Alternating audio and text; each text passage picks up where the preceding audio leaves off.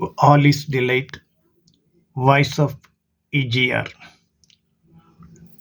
இன்று காணும் பொங்கல் ஒருவரை ஒருவர் சந்தித்து கொள்ளக்கூடிய ஒரு பொங்கல். எல்லோரும் மகிழ்ச்சியாக சின்ன சுற்றுலா சென்று வரக்கூடிய ஒரு நாள்.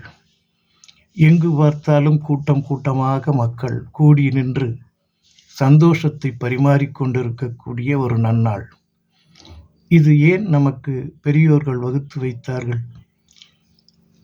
ஒவ்வொரு மனிதருக்கும் பல்வேறு நிலைகளிலே பொறுப்பும் செயலும் இருக்கும்.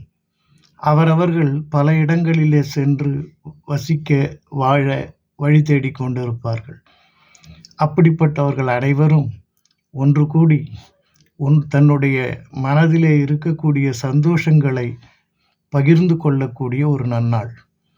இந்த நன்னாளிலே நாமெல்லாம் என்ன செய்ய வேண்டும்? நிச்சயம் நாம் நடந்து வந்த பாதையை நினைத்து பார்க்க வேண்டும். நம்மைப்போல் மற்றவர்கள் இருக்கிறார்களா என்று எண்ணி பார்க்க வேண்டும். அவர்களும் சந்தோஷமாக இருக்க நாம் ஒரு தூண்டுகோலாக இருக்க வேண்டும்.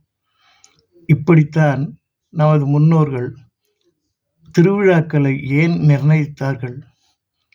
திருவிழா என்றால் கூட்டம் கூடும் ஒரு இடமாக இருக்கும்.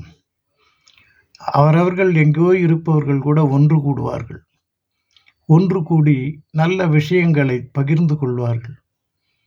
அதற்காகத்தான் நமது முன்னோர்கள் விழாக்கள் என்ற ஒரு நிலையை ஏற்படுத்தினார்கள். அதைத்தான் இன்று சில பேர் மத சம்பந்தம், மதவெறி பிடித்து ஆடுகிறார்கள். மதத்தை வைத்து அரசியல் நடத்துகிறார்கள்.